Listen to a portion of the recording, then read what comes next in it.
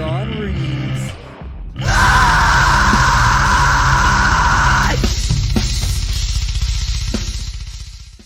And you can meet my dogs. This is Gibson. This is my new bulldog. He's 6 months. And then this is my main man, Walter. He's 12.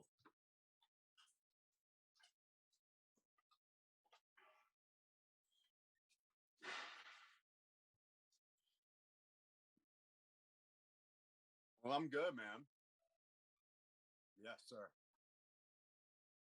Yeah. I just got a new one. His name's Gibson, and he is 6-month-old black tri English bulldog.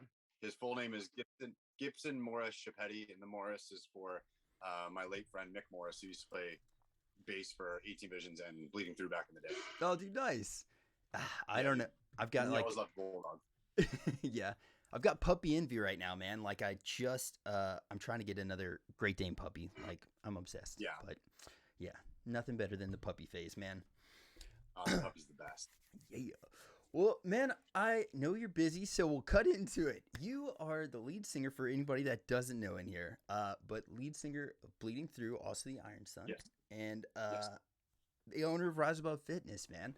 Yep. So just to be 100% honest and to nerd out for a second, I have been listening to your music since like high school, man. I freaking love your style.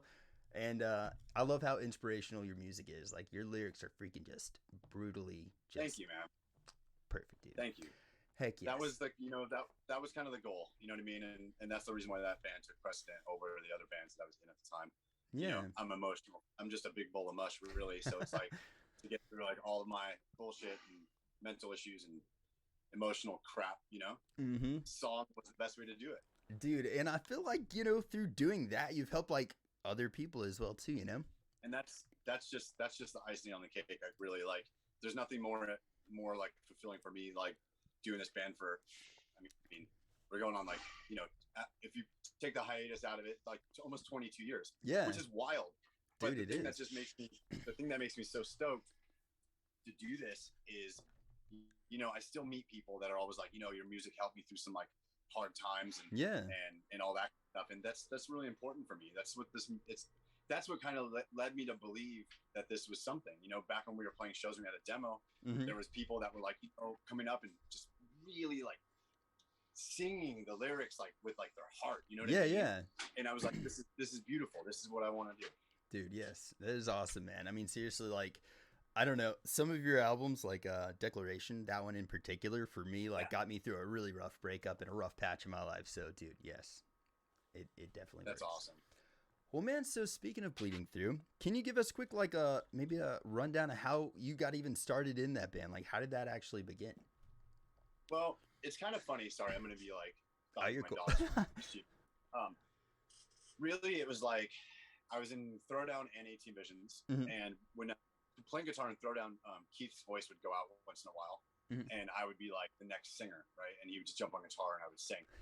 And you know, I never really wanted to be like a frontman. Like all the people I loved in hardcore bands and metal bands were mostly like guitar players, because I was like, I'm a guitar player and that's what I'm all about. Yeah. And a friend of mine, Scott Deneau, who I ended up starting Bleeding Through with, Throwdown played like a really big local show, and Keith at the time was in like a bunch of different bands as well, and he had a show with Death by Stereo, so I had to like step in and sing that show, and it went really well. And Scott came up to me, he's like, dude, you got to be a singer. And I'm like, I don't want to be one. Yeah. And at the time, I like, you know, I'm bipolar and I deal with a lot of like anxiety stuff, so I was like, I don't really want to be that. Yeah. And he's like, no. He's like, let's just do this. Let's find a couple of people. Let's just start jamming. I have some riffs. I'm like, cool. All right, fine, let's do it. So we kind of recruited a couple of members from a band called Taken, and the drummer and guitar player. And we kind of had a revolving door of bass players for a little bit. And we started jamming. And I remember saying, I'm like, dude, like there's like blast beats and very like a lot of like death metal and a lot of black metal influence. And I'm just like, people are gonna fucking hate this. Like I seriously said, I'm like, Scott, people are gonna hate this. Like, it's too much for them. Like, you know what I mean? And he's like, I don't think so, man. He's like, I think this is like what people kind of want right now. Yeah. And I was just like, okay, like, you know, I'm down to ride with this. You know, at least like do it, have fun with it, and see like, where it goes from there. And it just turned into what it turned into. It just became something that like I loved it so much, even though like I still had to grow as like a frontman for the first few years. There's like old footage of me where I literally am like not even facing the crowd. But I mean, like I know I needed. I know I needed to work on that, and it was like I just remember like there was a certain point where we played a show, and I was like, okay, this is no longer a side project. This is a real band now. And so there were decisions that had to be made, and you know, I had a lot of people in other bands that I respect really well, like Howard Jones, like Blood Has Been Shed, Killswitch Engage, Light the Torch. I showed him the demo. Oh my god, my bulldog is going crazy. I showed him the demo, and I remember he goes like, dude, like, why are you fucking around with your other band still? He's like, do this. He's like, this is what you need to do. You seem happy with it. There's like momentum with it. There's something about it. And so it just kind of was the time where, you know, I had to make the decision of like what I wanted to focus on one band and not do two anymore. Yeah. So I just decided to leave 18 Visions, kind of mutual parting and bleeding through. Were some of those riffs that he played you, some of those end up being like on Portrait of a Goddess? Or those like some of the riffs? Yeah.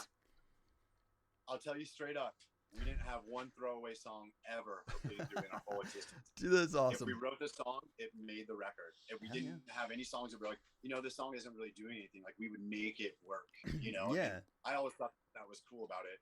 Yeah. So no fillers, you know? No fillers. No fillers, man. Like, we might have taken stuff out here and there or like, you know, added stuff, and we did a lot of stuff with structure, but really like almost every riff wrote was on a record. That's awesome.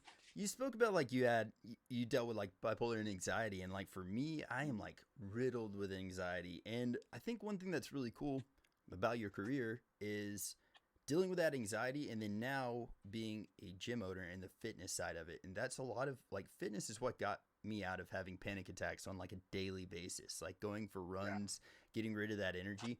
And how do you, does working out do that for you as well too? Like the anxiety side of things? What I really found is that working out really went hand in hand with me as far as like touring. You know, I never like, I didn't party or drink or do anything like while I was in bands and stuff. And so my escape was really like go to a gym or go to a parking lot and get some working out and do something to kind of be with my own thoughts for about an hour or so. And I found that really necessary. And it really did help me with anxiety.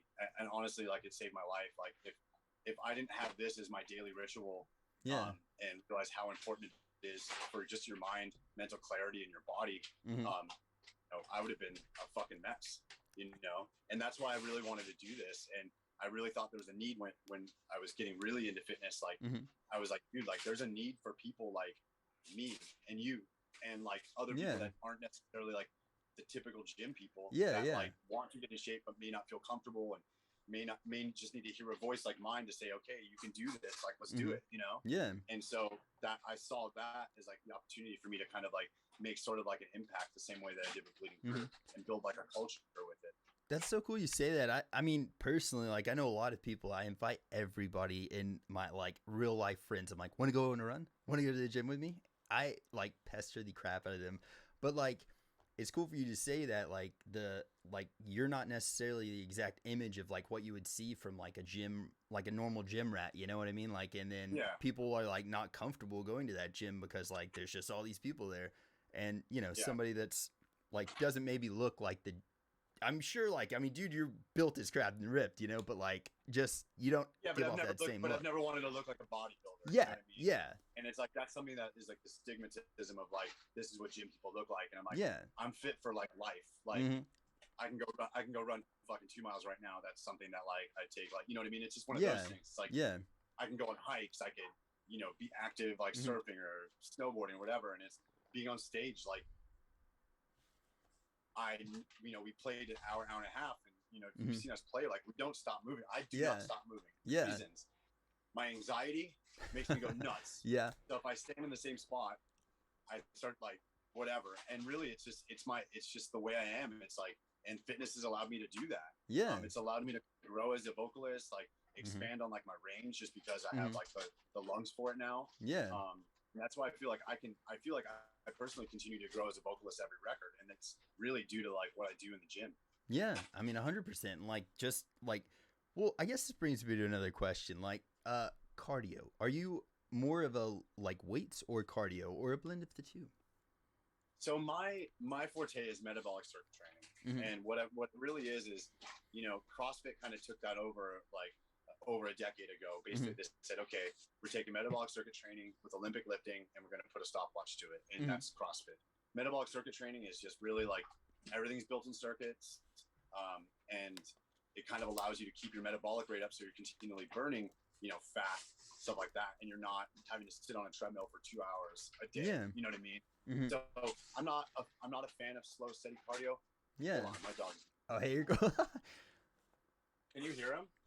I mean, it's not bad. It's cool. But I mean, I can hear a little if it's stuff. Fucking shit up, I need to get rid of it. Hold on a second. No, you're cool, dude. Okay. So like, I like to kind of build within, and then I'll mix in like, you know, sprints within like a circuit. I like to throw like sprinkle cardio in with it. I kind of like the whole workout to be like everything in it. You know what I mean? Unless it's something that has like specifics, like a client that's like, you know, might be overweight and can't train so intensely, I might, you know, have them do like steady cardio to kind of supplement that. Yeah. But I'm more of just like a keeping my heart rate up, taking very little rest, but still trying to lift heavy all the time. We actually have 2 viewer questions. One of them, which I think is more of a just a troll question, but it's, have you ever gave yourself a concussion from aggressive head motions? I doubt. Oh yeah. Absolutely. No, honestly, absolutely. Oh my God. Bangover's real, and it's you know, I remember one time Marta and I. Oh shit. Enough. So, Marta and I, we went to Europe after like not playing for like 6 months, right? And we were pumped, and we were just fucking banging, you know? Yeah. And afterward, we're like, oh my God, like just couldn't move. It was like whiplash almost. Yeah. But it totally gives you like that, like fucking that like concussion type thing. Yeah. But I have broken my own nose on stage, and I for sure gave myself a concussion then as well. I'm pretty sure I've seen the videos for the mic, right? Like you. Yeah. Mic'd it. Yep. Damn. Yeah. So it full blown broke. Oh yeah, I went backstage and set it and walked back on stage. Oh my God, that's so metal. Yeah. There you go. Nice. Well, and then the other question, this one's a little bit more like, I guess, technical with fitness, but it says, do you find body recomposition or losing fat while gaining muscle, or focusing on one or the other is easier for most clients? Like, do you think that they should do it the recomposition or focusing on one or the other?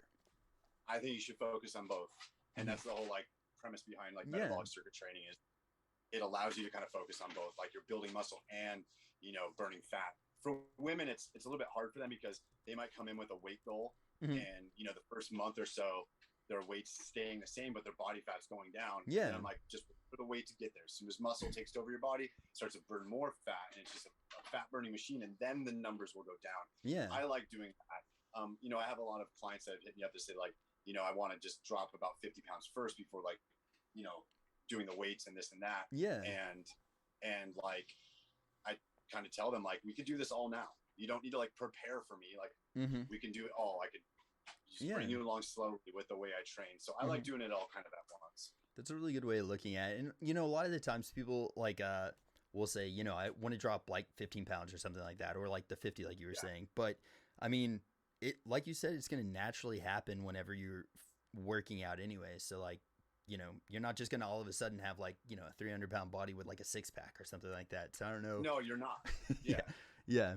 Your body knows things, right? And so your body kind of changes on its own. It's like, it's like the whole method of like, well, if I lift heavier with one arm than the other arm, is one arm going to get bigger? Not necessarily. Like your body has a composition that it kind of sticks to. Yeah. And your body kind of like changes as it allows. Like it's a really weird thing to say, but it's like the thing that you hate the most about yourself is probably the thing that's going to go away the like take the longest to get out, go away. But your body knows, man. Yeah. We got another question is, what suggestion would you have for those who absolutely despise working out but want to get fit? Just stay active in life. Like, go on hikes, pick up like a sport, like, maybe play like an intramural sport, like soccer, hockey, like flag football, like do something active during the week, maybe once or twice. Yeah. If working out is just shitty, just lock in a better diet and just do some stuff that's outdoors every weekend. You know what I mean? Kind of stay outside. I mean, a lot of people have like watches that keep like track of steps and stuff like that. Just set yourself challenges on that. Even at work, like, hey, I'm going to do this many steps today. And that could be like a different goal. So you don't need to even like see it as like working out. You can just, you'll notice your body changing just from having like an active lifestyle. Like I tell people all the time that they're like, well, should I get on the treadmill for, 30 minutes now? And I'm like, no, like go on a walk tonight. You know what I mean? Like take your dog out for a walk and walk 30 minutes, not, 15 minutes, just stuff like that. Stuff that you go work into your life where you're not even noticing that you're doing like working out, Yeah. So, really quick, actually, the way that we kind of got in contact with each other, I've been following your IG and your Instagram and Bleeding Through's Instagram. And so 2 things from that. One, I've been seeing a lot of teases on the Bleeding Through Instagram for a new album. Do you have any like updates on that, or? We're working on it. It's just the thing with, so like I'm doing the record with our producer Mick, nice. McKinney, who we've done the last like 3 with, and we're writing songs so fast together, that it's almost like burying us and making us not prioritize any of them. Yeah. So, but the last couple of days we've been like prioritizing songs. So now we're just working about 4 right now with a couple covers and a couple redone songs. Nice. And so I say you could probably expect something. We'll probably drop a song probably like December, if not like very first of the year. So it's coming. Yes, there you go. It's hard for us because we all live all over the fucking place now. So it's mainly me in the studio kind of putting it together. But dude, I love this record so far. Like it's almost like, it sounds weird, it's almost uplifting in a very like black metal-ish way. I don't know what. Dude, that's like, cool though. That's different, I've played clips for friends and they're kind of like, it makes you just be like, yeah, fuck yeah. It's like, instead of like super grim, but we do have those songs, but I'm loving the direction it's going. I'm calling this record the No Stress record. Dude, meaning nice. It's like when we play it live, I don't want anybody to be stressing out playing fucking techie. Like, not enjoying it. Derek's back there having a fucking heart attack playing the drums and shit. And I'm like trying to like, it's just, we're in our fucking 40s, man. Like, I don't want to like play like, let's not stress ourselves out. You know what I mean? Yeah, like, dude. I mean, you can still be heavy, not so techie, It's like mature. It takes everything that Bleeding Through's done and it kind of just matures it and makes it almost more listener friendly, but still more technical. It's very awesome. I cannot freaking wait to hear it, man. And I also saw on there, I think y'all just recently posted this about like the Truth album, possibly like re-recording some of those songs. Would that be something that might be featured on that album, or is that another project? That's what we're gonna do. Like, we're gonna pick a song or 2 from like The Truth, This Love, This Murderous, or Portrait of the Goddess, and kind of just like a fan vote and kind of do whatever song they want to do. So we're gonna. I haven't tallied all of the Truth ones yet because there was a lot, but I think Mick tallied. So I think we're gonna try to dive into one and re-record one today, actually. Dude, nice. Yeah. So we're gonna put something out, and basically the way we're gonna kind of do it at first is we're gonna drop a new one, then probably drop a cover, then another new one, and then we're going to do a re-recorded one, and then after that, we'll probably drop the whole enchilada. Yeah.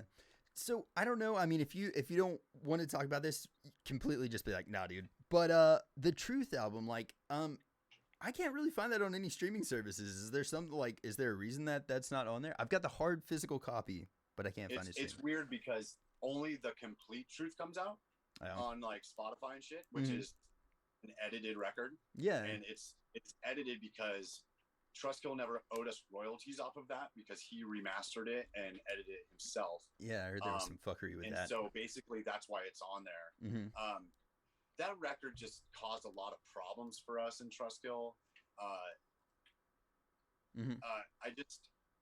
I love that record in that era, but even the way that it recorded, it was such a shit show, and it just was like a point where like I want to re-record all the songs on that record are better live. Yeah, and that's not always a good thing. You know what I mean? It just means the record doesn't do it justice, and it's the one record that I can honestly say like I never fucking listen to. Yeah, like when it comes on, I change it. Like I love the songs, but the recording doesn't do the songs justice because it was just the way that we recorded was like 5 different locations. New York, California, like over 6 months. It was just our producer got sick, and then when he got better, he had like a 2-week time limit before he had to go work on a Cradle of Filth record, and he kind of just fucked off on our record, and it just got left alone, really. And I actually wanted to re-record the whole fucking thing because there's so many songs on that are so great, but I don't think the record captured it really. Because it's like then you see it's like we do The Truth, and everybody goes, "Oh, here they are." Thinner recordings, and they're just going to sound like they're going to do the same thing Atreyu and 18 Visions and blah blah did of doing radio songs, and then I'm just like, okay, well, wait till they fucking hear Declaration. Yeah, dude. Jesus. And then we put that record out. Like, this is what we fucking are. This is the recordings that we should be doing, and this is what The Truth would have sounded like if it just got more attention to it. Yeah, I mean, dude, the way that album starts out with the "I don't give a fuck," like, dude, it's perfect. It is like, geez. So if that does re-record, or if that's the project y'all end up working on, that would be beautiful. I don't know how that would work, but I mean, we're gonna re-record at least one song from everything, but we're not doing anything of Declaration. We're not touching that record. That's a perfect record to me, dude. That is such a good album. Such a good album. Well, speaking of like the music scene, you guys kind of like started back in the day with like so many bands, like you said, like 18 Visions and freaking you guys had what is it? Your brain fart. Let me help you. I know, so, like, seriously, my God. Are you just talking about California? Yeah. Okay, so like back in the day, you had like the Atreyus, the Avenged Sevenfolds, there's us, there's 18 Visions, there's Throwdown. Even Thrice was more of like a heavy band. Kind of play hardcore shows. You had a lot of band like As Hope Dies and Sinai Beach and like Falling Cycle and Impending Doom and bands like that came up, and Suicide Silence, and dude, it was just that's what we did here, man. Like it was fucking awesome. Like we just growing up in that era, we're gonna just create this sort of vibe and kind of thing around Orange County and Southern California, and they're gonna spread it. I mean, like, that whole scene itself was so original anyways, but then you guys, like, stood out in that scene, too, because you had, like, the heavier days of, like, Avenged Sevenfold before you started, like, singing more often than screaming. Like, you just kind of still found your own niche in that huge, like, epic market. Well, I'll tell you a reason. It's like we look out and we're just like, okay, all these bands are just, like, doing their thing, and they have, like, these aspirations. I just wanted to be very heartfelt and emotional and heavy. Yeah. And another thing, too, is everybody in my band actually listened to metal. Yeah. Like if you ask other people in other bands what they listen to, they're not going to tell you that they didn't dive deep into like metal bands. You know what I mean? It was just very like, this is what we're good at, so this is what we do. They're like really playing like Mandy Moore and shit like that. But when we go home, we're like pretending that we listen to like New Order and shit like that. Yeah, that makes sense. So it's more genuine, man. I think so. Yeah. And I think that's why we're still kind of here. Yeah, it definitely. And it's even like, you could even say things like As Lay Dying, like they're genuine. They listen to that type of music. Tim loves that type of music still, Yeah. He'll still send me like clips of bands, and I'm like, okay, you still are like, I give him props. He's still finding new bands, and it's fucking awesome. Yeah. Are there any newer bands now that you're listening to that are kind of like on your top playlist? That's a tough one. And it's not because I'm like this like jaded fucking old dude, because I really love I love newer bands. Yeah. My problem with new bands is every fucking recording sounds exactly the same. Yeah. Every chorus sounds the same. The formula is the same. They're even putting like the same effects, like the backing tracks that are going. It's like everything is everything is the fucking same. Like, but there's some bands like off the top of my head, I'm just trying to think. Now I'm having that like. It's hard. It's a rough one. But yeah, I've been hearing that. You'd be surprised. Like people think I listen to like more of the hard. Like it is hard, but like Fit for a King. I like Fit for a King. Yeah, they're fucking cool. They're heavy. Their songs are well written. It's just fucking rad. I mean, like Bury Tomorrow is kind of another band that I dig a little bit, you know, like, but it's very,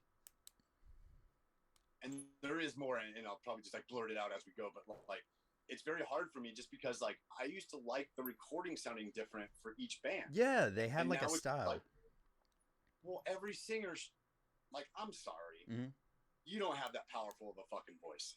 You just don't. Yeah, it might sound like that on a record, and then I go see you fucking play. That's the worst. It's garbage, and it's like I still go to shows, or when we could, I still would go to shows and see a lot of newer bands. I'd just be so disappointed because it just sounds like this. Yeah, it's just it, and it's so hollow like, too. Over exaggerated breakdowns and over exaggerated pig squeal fucking vocals, and you're just like, this sucks. Yeah, and you know, like one of the bands that I saw not too long ago, I won't necessarily name drop them, but their album, I listened to it and I was like, this is so fucking heavy, sounds so good. And then I went and saw them live, and it was like the most hollow, like not even the sound guy could save them, man. Like they had a really good sound guy, but it just sounded really like, just even the way that they wrote their songs, their guitars were really like not layered and beefy. So I don't know, but I definitely feel that, man. And I lose a lot of like, I just lose kind of like wanting to hear that music, like that same song or that same band if I go see them live, and it's just like, well, and it's like I like they're not newer anymore. They're not newer anymore, but it's like, you know, I like bands like Die Hard is Murder. They're fucking awesome, dude. And my God, you know, bands like, you know, Architects. People say, oh, the new Architects is commercial, and it's not. I think it's fucking brilliant, to be honest. And you know, like bands like that, like. I totally dig. Like I'm totally into it. You know, Code Orange is a band that like I like, but everybody seems to like that band just because like, you know, there's originality to it and weirdness to it. And Knocked Loose is a cool band that kind of just reminds me of like the Disembodied days of like back in the day, the fucking like late 90s, early 2000s. It's cool to kind of see those bands like that, kind of like still like heaviness is still something that like people really want to hear. I think I caught Architects and I think it was Broke Loose. Yeah, well, I saw them both at the same show, and it was nuts, man. That was a fun show in Atlanta. But yeah, and awesome. I mean, like now, like that. Speaking of that band, the Architects, like that back effects that they have in all their songs, like everybody is doing it now. So I guess like mimicry is a form of flattery, but geez, it really like saturates the market, you know? Yeah. Yeah. And that's the sign of a good band, though, really. And like for us, it was a sort of thing where like all of a sudden everybody had keyboards. You know? Yeah. And it was like that was our thing. You know what I mean? So can I make a pause 1 second? Yeah, for sure, 100%. Okay, hold on. Tokiness, how's it going? Boba's baby mama Jody, how are you? And freaking Gigi's Nickelback, man. How's everybody doing today? Orange, how are you, man? I think he might be taking the dogs outside, Jody. But, and then, all right, Greasy, I'm going to let you know, man, 100%, I'm not a huge fan of the old Nickelback. I would say I'm not a fan, really, at all of the Nickelbacks. I don't know. All right. Okay, I'm back. Hey, you're cool. So, yeah, and like, you know, I've kind of like tried to broaden my horizons with music lately. I still like heavy stuff all the time, you know, Spotify recommended this and that. It's funny when it's like, here's a playlist for you, and it lists all these bands. I'm kind of like, damn, these are the bands I listen to right now. Like, but you know, it's weird. Like, it's weird. Like, Shinedown. I like Shinedown. A lot of people like in my world don't. I think they're fucking incredible. I love the way the dude sings. I love their song structures. I love a lot of things about them. That's what I'm trying to do, is really just like broaden like what I listen to. And I guess that's not really broadening it, but I listen to fucking everything. Like, but like that, like Octane, like Sirius XM Octane type band is a band that I've never kind of been into. But it's fun because like one day it just clicked. I was listening to a Shinedown song, and I'm like, shit, this is fucking good. Like, it's good. So I mean, that's kind of what I do. Like, I just kind of just go on my musical journeys. Yeah, I like it, man. You know, I mean, like my favorite artist is Sigaros. That's like the weirdest thing ever. You know, like Jonesy is my favorite composer, writer. Yeah, because it's so brilliant. You know what I mean? I couldn't even fathom playing anything like that. Dude, but I think it's good to step outside of your comfort range, or even outside of like your writing style, you know? Like anytime I pick up a guitar, I write something heavy, and I can't not do it. Like it just happens. And it flows from you. Same with me. It's like I'm not writing pop punk or rock. Like, I put the first thing I do when I pick up a guitar is palm mute. Yeah. You know what I mean? Yeah. I'm like, is this dropped? Is this dropped? No? Yeah. All right, let's drop it. Is this in the right tuning? Yeah. Yeah. But like, so, I mean, it is great to step outside, though, of your normal music taste. Yeah. And I mean, like my wife, for instance, definitely gets me outside of that. I'm like a complete metalhead. Whenever she met me, like only wear black shirts. And she's like complete opposite, you know. But my girlfriend helped me with that too. When I met her, she had no idea about anything about my band or. Oh, dude, there you go. When I was in a band, she's like, "Oh, do you like play parties and stuff?" I'm like, "Yeah, I guess kinda. I guess kind of a party." People are dancing, so there's that. Yeah, I mean, yeah. But it's like one of these things where I remember I'm not going to name drop people, but it's like I was talking to Doc Coyle from Bad Wolves. Oh, dude, nice. Back in the day. So I went to go see Bad Wolves play with Five Finger Death Punch, and we're watching Breaking Benjamin. Oh, and I'm watching Doc, and I'm like, Doc, I just don't get this band. Yeah. And he's all, check this out. We came from the technical, underground, elitist scene. We don't comprehend this. He's like, you just gotta like accept it for what it is, and not expect it to be mind blowing. Just find the beauty just in the song. Yeah. And it's like, I'm like, you know what, you're right. And that's what I kind of started doing, and it's paid off really well. I'm not gonna lie, I'm gonna take that exact advice tonight, because later I got gifted tickets to a Need to Breathe concert, and I have no idea any of their songs, and I'm pretty sure they're like really poppy. So I'm gonna take that advice, and I'm trying to find the beauty. Just go and be like, if it grooves, it grooves. Like, don't go there expecting technical anything. Like that's just like the best thing about it. Hey, there you go. Well, man, I'd like to get into a couple of things about some Rise Above Fitness really quick. What was your inspiration for starting your gym? Like actually starting the gym? The last few years before I started it, all the bands we would tour with would be like, you know, at the time would MySpace me and be like, yes, I know that you do like workouts on the road. Like bands have told me about, can we jump in with your workouts? And then all of a sudden I'm doing like 2 workout sessions a day with members of the bands that we're touring with, and fans would come do them and this and that. And I'm like, dude, like this is a culture. Like this is something that like fulfills me. And I feel like there's a part in this for people. And and it kind of was just one thing where I'm like, it stemmed back to like me going away on a trip and seeing a picture of myself in the moment. And I'm like, what the fuck? Ew, no. What happened? I was happy. Yeah. Oh, yeah. My band was making a little bit of money, so it was like, hey, nothing like we're eating 2 burritos tonight. Yeah, nothing like comfort and money to get your body not like in the perfect place, totally, you know. Totally. So like basically, I went to go see this this guy. He was a trainer out here. His name is Scott Prohaska, and he ended up being like my mentor, sort of. And I interned for him for a little bit. And I went into his little gym. It was like 2,500 square feet. Never been into a little gym, like very personal, very like boutique gym like that before, in a warehouse. And there was like members of the Los Angeles Kings working out. Oh, nice. And there was Chester Bennington. Oh my God. Working out. And I'm like, dude, I walked in and immediately I was like, this is what I'm going to do, but I'm going to do it my way. Yeah. Like, culture. Like it's all about just the feeling, like the music that we play, the way that we like talk to each other. It's just a vibe. And and it's really like that in here. And it's all people of all walks of life. And when you walk into Rise Above, it's like they all just, everybody's part of that culture. Yeah. And I just figured that I could do it. And it's like something that like, if I put my mind to it and say I'm gonna fucking do it, I'm gonna do it. I'm just one of those people that. Hell yeah. So. That's awesome though, man. And y'all have been open for, is it about 10 years now? I've been open for a little bit over 10 years now. Yes, heck yeah, man. Yeah, dude.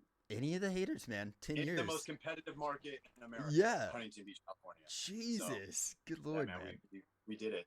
Yeah. I've got a couple of people actually in chat, just speaking of your gym and Rise Above. They're like, promo codes. I got paid today. We need some merch. And, man, I got my wife like one of the Wolves Among Sheep, like lady hoodies that you have, like the longer ones. Freaking loves that thing. It's like the softest hoodie she's got. So she's obsessed. Nice. Hell yeah. Yeah, well, tell them to try the code RAFFAM, RAFFAM. All right. I don't know how much it's going to give them off, but it should be something. Hell yeah, man. I appreciate that. So it's exclusive in the chat there, fam. Check it out. You know what's kind of cool though too is like at first when I started training people and I opened my gym, most people knew me from Bleeding Through, right? Yeah. And then after a few years, and it's like people have no idea that I'm in a band. Like I would say 90% of my clientele has no idea I'm in a band. That's really cool though, man. That's showing like, like, yeah. And it's, I don't really want it to be like that. Like, I appreciate people coming here because they know me because of my band, but it's awesome that they're coming here because they just know it's going to get them in the best shape they can get in. Yeah. I want to be known as like somebody from that. I don't want to just be like, hey, well, I was popular in a band, so now I'm popular with this, because this business is way fucking harder. Like, it's dude, cutthroat, man. Yeah. It's cutthroat. Yeah, it's funny, like we were talking about somebody the other day, one of me and my friends, like he was a baseball player and then he left baseball to be like a massive successful engineer. And we're like, oh, if the first one doesn't work out, you got that backup, right? But dude, like you went from music and being successful in a music metal band to being successful as a gym owner, man. Is it do you think it's something to do with like just the drive that you have and that more, I mean, a lot of people are gonna be like, oh, look with music, but it's drive, right?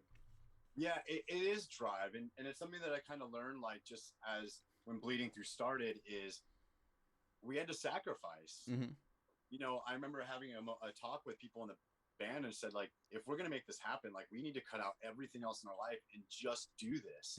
Give it an honest shot. You got to put yourself into it. You can't have one foot out the door. And when I started the gym, I'm like, you know, I don't have money. You know, I have like a little bit, and I'm going to put whatever that little bit is and do this and just fucking full speed ahead with it. And that's why Bleeding Through ultimately like took, you know, its time off, because I was like telling people, like, this is my opportunity to build something for the future for me, and this is your opportunity for you guys to build something for the future for you, because this isn't gonna fucking last forever, and I don't really want to be in my 50s screaming into a microphone every fucking night stressing about money. You know what I mean? So it's like, you know, I just dove straight into it, and it really just takes an ultimate sacrifice. It takes support from the people around you to know that, like, you know, you're going to go through a lot of struggles mentally, and you're going to self-doubt and all that stuff, but you just got to fucking keep going. And that's what I do. I just keep going. Like, life hits hard, man. You got to get up and go. Hell yeah. A viewer just asked, have you always been this driven, or like even as a kid, or if not, what changed? Have I always been what? Like this driven to succeed? I think so. I mean, you know, early on in sports, I was the one that just practiced harder. I took my games more serious. I put more into it. I've always just kind of been one of these people. You know, my brother's like artistic and surfed, and everything he did, he was great at. And my parents were self-employed, and, you know, they really taught me a work ethic. And I just knew that, like, I don't have exceptional talent at anything, but I have talent enough at things to where I feel like I could work to a level to get to like a different level. And that's just kind of like, I kind of took with myself. Like, I know I have something. I have the heart. I have the mind.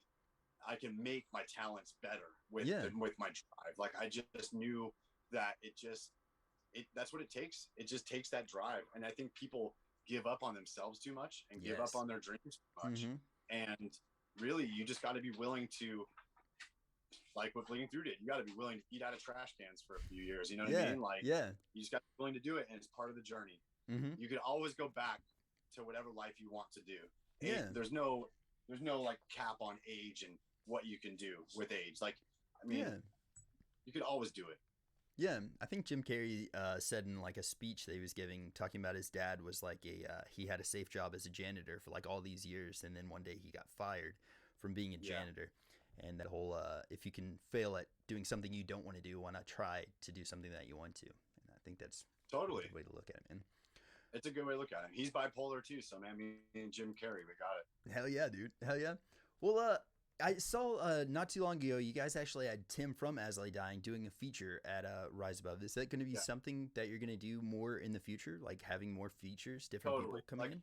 I really want to mesh like music and fitness more, and so I'm going to just kind of be like, hey, I have a lot of friends in this industry that are fitness driven, and we're just going to kind of like do some boot camps together. And it was just really cool. It's like a fitness meetup. Like, people came, we did a rep workout, we talked, we chatted, took some pictures, you know, all that kind of stuff. People were stoked, and that's all it is. And it's an opportunity for us to get new people into the gym, but it's also an opportunity for us to like really kind of take what we started this with and have other people experience it. Like, just really try to clash the two. And it's kind of great because you get people that just I don't really work out. They just came here and tried to like grind it out, and they struggled, but it was fun, man. It was a good time. Yeah, they're like, I'm a huge fan of Wesley Dying, but I am in extremely bad shape. I'm gonna barf right now. I'm gonna fucking barf. If you're gonna see me at my worst, Tim, I'm about to throw up. Yeah.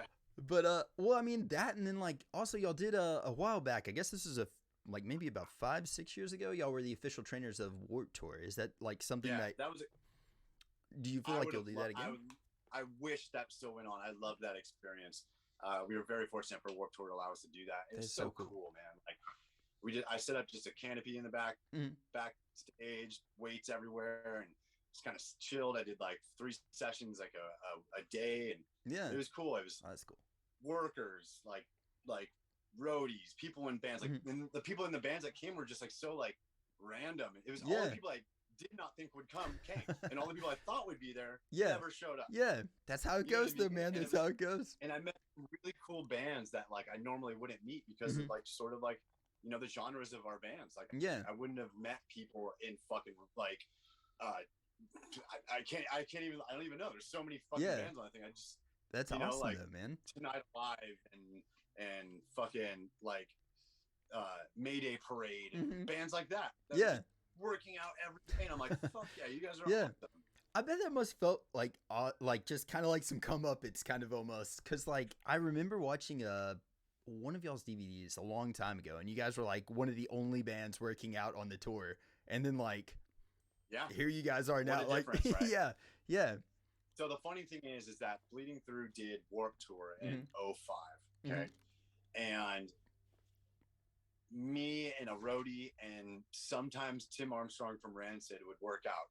We were the only ones that worked out. Everybody would just walk by and clown us and make fun of us and this and that. Fast forward 10 years later, I go on Warped Tour and everybody fucking works out. What? And it's kind of like, I want to say I had something to do with this a little bit, just a little. I'll take a little piece of it, but nothing like crazy. But it's a part of music now. Like bands are taking better care of themselves for longevity purposes. Yeah, I mean, you can tell for sure. Like back whenever, like I'd say Declaration. Is that really when it? Like, what album would you point at and say this is really when I started getting serious with fitness? Like, was there a time then? Probably like while we were writing Declaration. So around like 2007, 2008. Yeah, that's when I became to like. That's when I started like educating myself about it. And it was, like it was just part of my daily routine. And when we went up to go record the record, it was we were in Vancouver and it was just snow a couple times, and like I'm like walking across fucking 3 miles across Vancouver to go to this gym. I had to get my workout in. I remember the band being like, "Dude, what are you doing?" I'm like, "This is essential for all of this. It's all links in the chain, and if one link fucking breaks, the chain breaks. So we got to do." That's when I really like started to take it serious. But I noticed my voice getting so much stronger. By it, you know what I mean? Yeah. So it was crucial. Yeah, I've got another question in the chat. They said, if I buy this 8-week summer shred plan, can he get me into a J-Lo bod before April?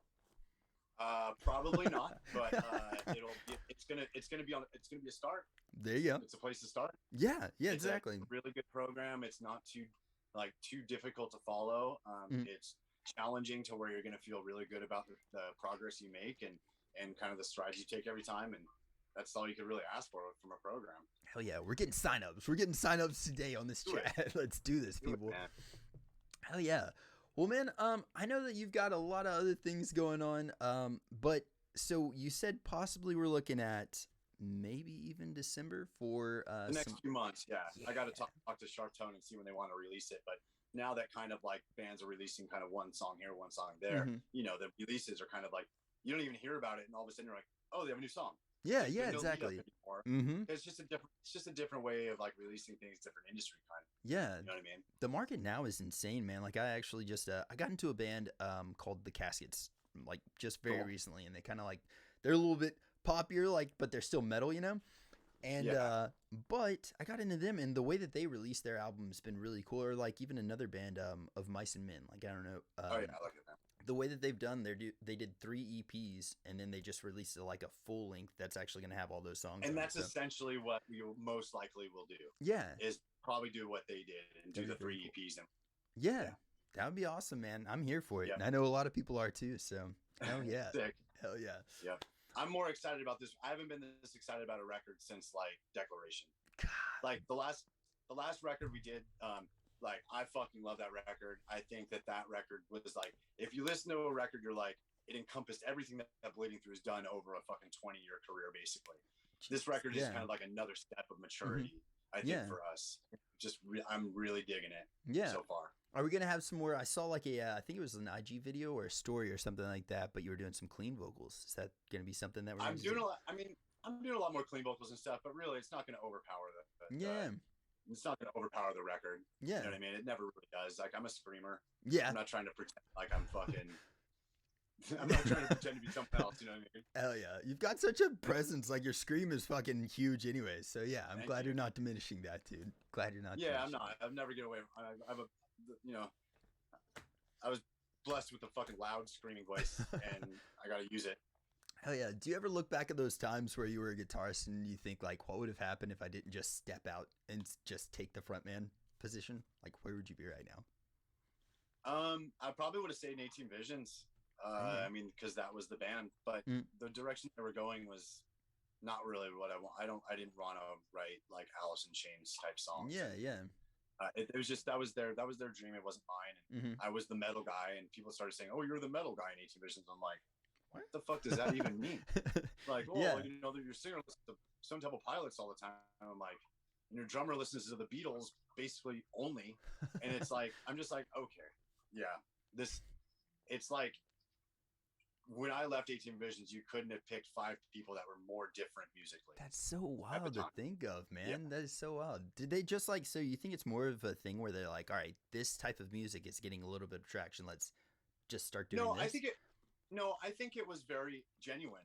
They really liked, you know, like Vision of Disorder, like the later stuff where it sounded a little bit more like grungy. They loved like Alice in Chains and Soundgarden. Like, that's legit. Stone Temple Pilots, like, I don't think they did it to make money or become big. I think they legitimately like were like, hey, like, this is the type of band we want to be. It just wasn't the type of band that I wanted to be in. That makes sense. You know, that makes a lot of sense. Well, that's awesome. And I'll say the same thing about, because people are always like, oh, you've known Avenged Sevenfold forever. Like, well, how do you think about them like selling out? I'm like, dude, they did not sell out. They wanted to be this band from day fucking one. Day one. I want to play arenas. I want to play stadiums. That's what those dudes said from day one. They never were like, we want to be underground and have cred. No, fuck that. They wanted to sell records, be rock stars, and they fucking did it because it was genuine. That's what they wanted to do. You know, I saw something recently about it was some guitarists that I listened to. They were talking about the fact that, like, in metal music, it's like almost it's a bad thing if you become successfully financially. Like, if you're not a starving artist, it's like a bad thing for a metal band. But whereas with like other genres like rap and pop, it's like expected, you know. But as soon as you're like, of course, I'm successful with my music, they're like, oh, you sold out, you know. So, well, white suburban kids, want to pretend they have the struggle, and when a band's not struggling, they're like, well, you don't identify with me. It's kind of like that thing. It's just where the music kind of stems from. I get it. I totally get it. Because people want to listen to bands that not many people listen to. They want to they want to have the know of an underground band. We experienced that like crazy. And it's like, we made money to be able to live on, but that was it. Like, we never were financially like set ever. Like, we just made a living wage. We had to make our band a business because that's what kept us playing music. Because we could afford to pay our bills at home and tour. And some of us had families and this and that. So that was important. And, you know, there was a lot of backlash to that, but I just think that's ridiculous. But it is, on the flip side, I do feel like when a band makes a shit ton of money, they never are the same. And there's examples, and people don't like my examples. Hit us with it, though. Metallica. Oh, yeah. Metallica. Yes. Okay? Once they started making a fuck ton of money, they've yet to write a good record. Because they don't, it's not life or death with them. And here's the one that people bum out about, because I even like their new records, but once they got massive, it massively changed. That's Slipknot. Yes, dude. Like, I personally think that it's just hard to be pissed off when you have a fuck ton of money. What is that? Like, what did Daniel Tosh say? It's hard to frown when you're riding a fucking jet ski. Or the you know what I mean? Rocky thing. It's hard to wake up at 6 with silk sheets or something like that. Exactly. But, I'm not saying that like they don't care about their music, because they're fucking fantastic, and I still listen to all their records. But you can see a you difference. You can hear a huge difference. Yeah. Yes.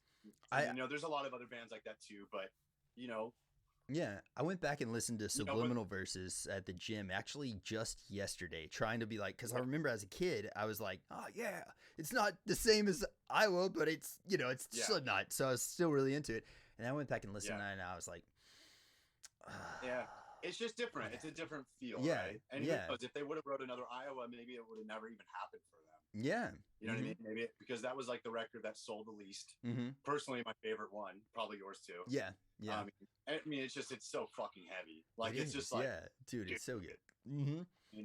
But I think one thing that's cool about it, sometimes seeing like a longer career like that is you'll see like you can see a moment where maybe like they have sold out, like say Subliminal Verses or even like the Black Album, let's just say that. Yeah. Or like Saint Anger. But like you'll have like those albums where you're like, all right, they're really just trying to play the field that's out there, or playing what's popular or something like that. And then if they stick around long enough, you'll see them come back to their roots, or like try to, find everybody comes back to reality. Yeah. If you stick it out, bands will come back to reality. I mean, really the biggest, Metallica came back to reality. Yeah. You know what I mean? Like, it was just like, okay, their last record, like, there you go. It had a little bit more of a punch to it. Yeah. I still think they get a free pass because Saint Anger was so bad that everything after Saint Anger has just been like, okay, well, it's better than Saint Anger. Cool. But if you put that record up against Black Album or anything before, you're just like, dude, this doesn't even fucking, this is the same realm. Same and band. There's a lot of bands like that. Yeah. It's funny. There's a lot of bands that have been a bad band longer than a good band. True. That's so true. It's just, that's why I kind of, and I'm not trying to talk crap and shit or whatever. But really, I don't fucking care. It's like this, like, it's just like one of those things where, like, I feel like once you're a legacy band, why even put out new records? People don't want to hear it. Yeah. I went and saw Iron Maiden a couple years ago, and they started off with like 4 new songs. Yeah. And nobody fucking cared at all. And I'm like, why do you even do this record? Just go up there, play your fucking hits. Yeah. Make your fucking money. Have a great time. Get the fuck off the stage. For real, you know what I mean? Like, yes. Dude, AC/DC just put out a new record. Why? Because we need to hear "I Love Rock and Roll" another again. time. Yeah. Like, it's just, why do it? Yeah. Just go and fucking play your, like. You could live off the fucking legendary shit you've done. You know what I mean? Yeah. But I get it. As an artist, you want to keep writing and stuff. But I'm just like, write your own records and just keep them. End it on top, man. End it on top. You're already right there. Do you think, like, speaking of like older bands, I saw a thing recently where I'm trying to think which lead singer it was, but they're back on tour right now, and man, it is like, it's some hard stuff to watch, dude. It is, it's like, because the vocalist now, he's kind of like really getting up there in age, but he's like just let himself go. You can tell he's lived like kind of a rougher life. Yeah. Do you ever think about like just sliding into their DMs and being like, hey, personal trainer? I can't do that. something that if someone did that to me, I would just be soul crushed. You know what I mean? And I couldn't do that. But it is really like, that's what they're all about. That's what they care about the most. And it might be giving them extreme joy to get up there, even if they are shot. You know what I mean? Man. Go with it. Well, there you go, though. Boba's baby mama said Ozzy is collaborating with pop stars now. So I don't know. I mean, he's sticking with it. Yeah. Nice, man. But so I guess really quick then, I know you've got an hour, and I don't want to like rush you, and I don't want to like, take up more of your time. But do you have, so we've got that going on with Bleeding Through, new album coming out, and EPs possibly. Heck yes. Mm-hmm. And then do y'all have anything planned, any new events going on with Rise Above? Are y'all doing anything like? Yeah, we're going to do another collaboration event. I just need to figure out who I want to do it with. It'll probably be Alex X the Treyu to do it with me. He's a real good friend of mine. There you go. And we're powerlifting meets coming up. We always kind of do events here and stuff like that, and just try to have like open this space to have people come and experience it. But really, it's just business full steam ahead, man. It's just get clients, get people in shape, sling some fucking apparel, and just live. I know that you at one time talked about possibly like franchising out your company or like opening up different satellite places. Have you all looked at any other areas? That's still a goal. That's still a goal for us to probably not franchise, but license. I mean, we now own like all the trademarks, and so that's the next step, is to go out and kind of look for license companies. We're talking to a few right now that might take on the name Rise Above Fitness and kind of change the kind of vibe of their gym and stuff like that. And I'd be doing like, you know, bi-monthly kind of check-ins and events and stuff like that, kind of help like drive and, you know, kind of all the dots kind of meet, you know? Yeah. I'm just saying right now, man, Nashville's a happening place. I'm just throwing that out there. And I love Nashville. Like, Nashville is one of the most underrated cities in America. Dude. Nashville was one of the first places Bleeding Through really got embraced. Oh, hell yeah. And I still feel like, other than Texas, Nashville is, I don't really, it's like Texas is South, but it's Texas, right? So it's like, other than like Texas, Nashville is really one of the only places that really accepted Bleeding Through, like really accepted. You know what I mean?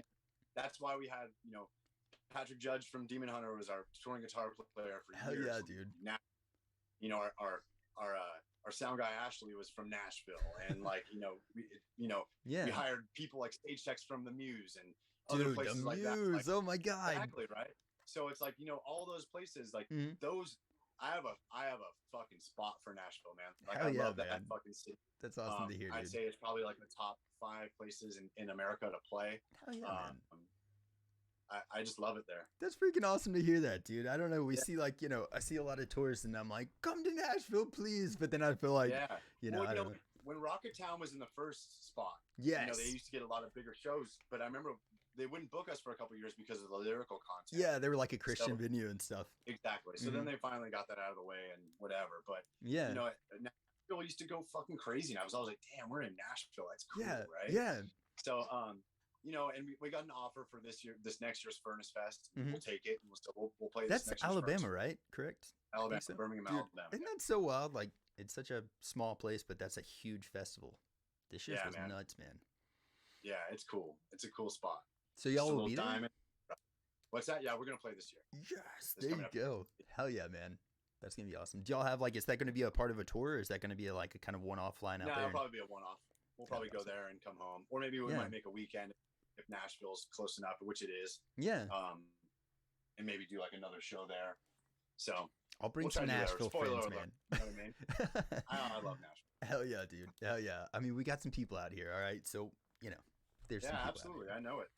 But very cool, man. It's awesome that you talked about like the Muse. We used to like, that was kind of like our home venue. Like I used to play in a metal band and like we would just play that place pretty much like once a weekend or like once a month or something like that, and then just head out from there and play other places. But that place was so fun, dude. Saw so many good shows. We probably played the Muse like 10 times, maybe even more. It was such a weird place, dude. A random building. Yeah. Is it the coffee shop or is it not a coffee shop? Dude, what yes. the hell is going on in here? Yeah, man, I'm telling you, like that place was so, and like I'd probably say it was the grossest bathroom in Nashville. Like that, they set the bar. Yeah, that or the end. The end was pretty rough too, but we played the end a bunch too. Hell yeah, man! Yeah. I think I caught y'all at the end one time. That's freaking awesome. Probably. Yeah. Hell yes, man. So y'all got some of these coming up with Rise Above, and then you got a new freaking album coming up, man. I'm freaking stoked for your future, dude. Like you personally, you got a lot of really cool shit going on, dude. Yeah, I just go, man. I gotta stay creative. It's like, you know, movement. You know, movement equals life, man. You just gotta keep moving. You gotta keep doing things. You know, you stop, you die, and you decay. And it's like I'm 41 years old, man. I gotta keep going. Hell yeah, you man. know? Well, there it is, dude. That's the secret to staying young, I think. You know, you might age, but you're gonna never grow up, type thing. So yeah, stay hungry, man. Just stay hungry. Hell yeah. And really quick, last request from chat. Can they see the bulldog? Is he still over there? Yeah. Everybody's like, I love his face. Oh my god. Yes, that is Gibson. Gibson. Okay, look it. Oh my god. There you go, Jody. Yes, dude. He's 6 months today. Oh my god, he's so cute. And he weighs 45 pounds, and he has the biggest little paws ever. Those are probably bigger than my Great Dane's paws, dude. She's like a big old girl, but those are huge paws. He's so fucking precious. He's amazing. I love him to death. Dogs, dude. I'm telling you, like, speaking of anxiety, they're probably like a huge anxiety relief. Just coming home, and my Great Dane's just like, yeah, and they're just fucking stoked to see you, right? Yeah. Awesome. Hell yeah, man. Well, brother, thank you so much for your time. And I've got a lot of people on here going to your website and hopefully checking out that new album as well. I'll put links to all of your socials on here. And man, thank you so much. I would love to have you back sometime and maybe even speak about the new album. Man. So, you know, I'll make it happen somehow. Hell yeah, brother. Hell yeah, man. All right. Well, thank you again so much. You have a blessed rest of your day, brother. All right, man. You take care.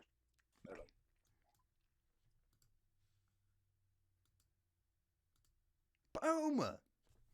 There it is, guys. Freaking thank y'all so much for hanging out in the chat with us. And, dude, what a cool guy. Freaking Brandan Bleeding Through. I have been a huge fan of his since freaking high school. So that was an awesome interview. It was like, I'm very humbled to have talked to him. Either way, guys, do we have somebody that we would like to rate out to here on Twitch? Let's go back to our channel really quick and see who we could rate out to. Seriously, thank you all for hanging out. Hopefully the quality on that was pretty good. Not sure, but I hope so. And I have a person for us to rate out to. Lana Beanie. I have not seen. She is still playing right now, and she's been on for hours, people. Boom. All right, guys. Have a blessed day. Thank y'all so freaking much for hanging out. Thank everybody for being on here. Y'all are freaking awesome. And, yeah, we'll catch y'all later. Freaking toodles.